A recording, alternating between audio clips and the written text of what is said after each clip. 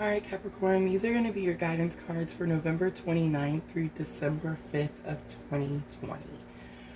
Just real quick, I want to remind everybody about the full moon coming up here at the end of the month. It's the blood moon, the harvest moon. If you haven't done your research, make sure you do, because this is another one, just like Halloween. It's a pretty big moon phase that's really going to do some drastic changes in our lives.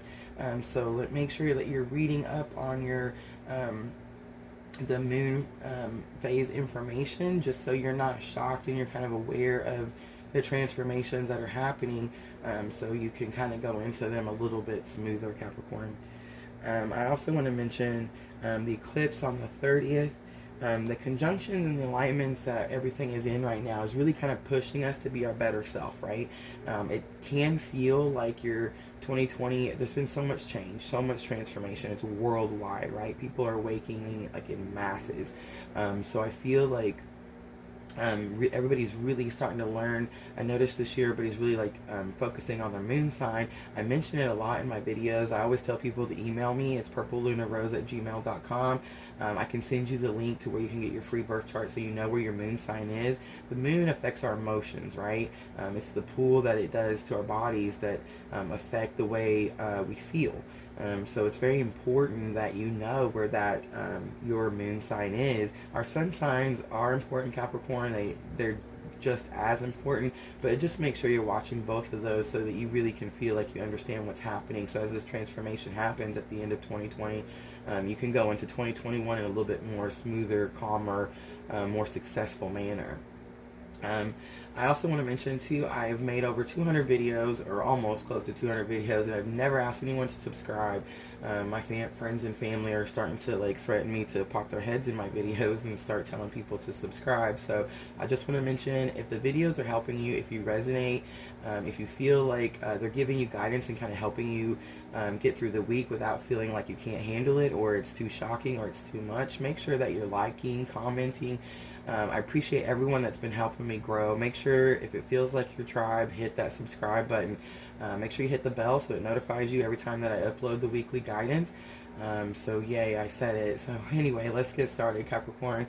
Your energy for the week, you got the Ten of Cups. So the Ten of Cups is all about contentment.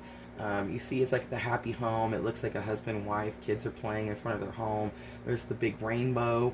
The Ten of Cups is about having everything that you need, feeling content, and you're happy. So it could be, Capricorn, that this week you're really having that home feeling, the family.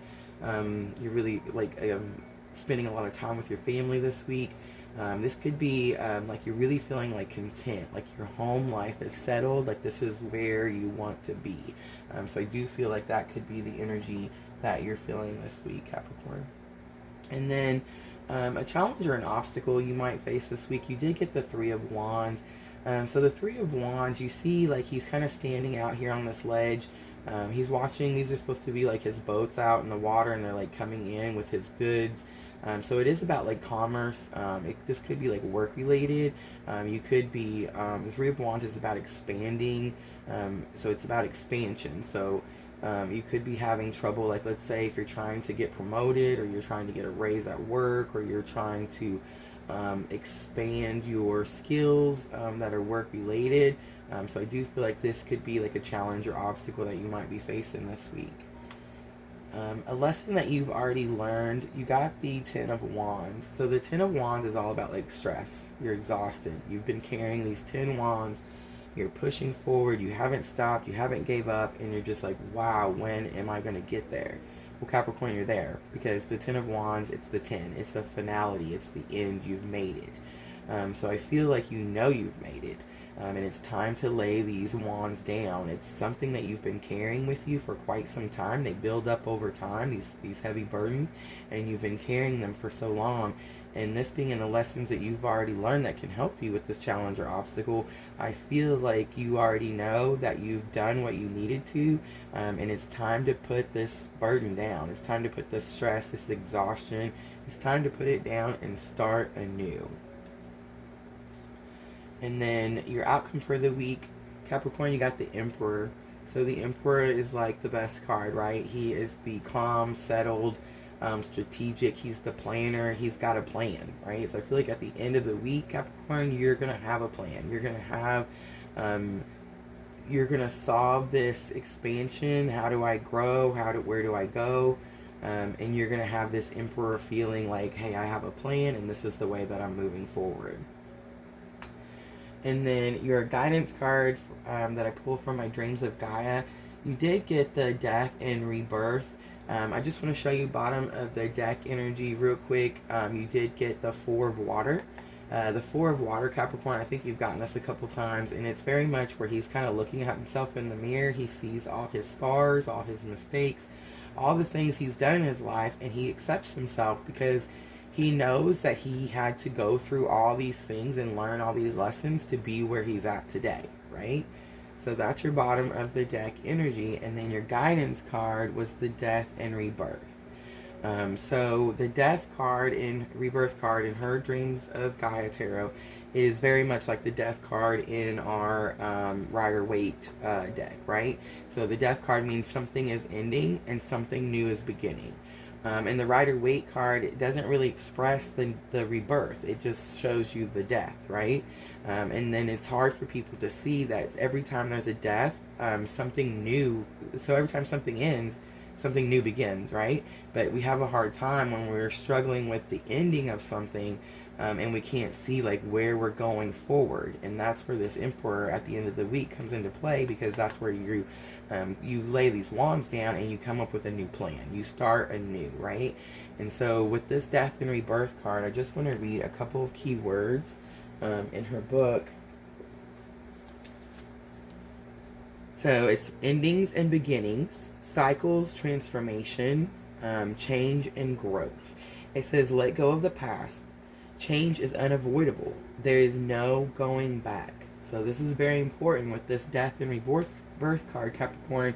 Whatever is changed, you have to know that it's a transformation. It's transformed. So there's no way to go back.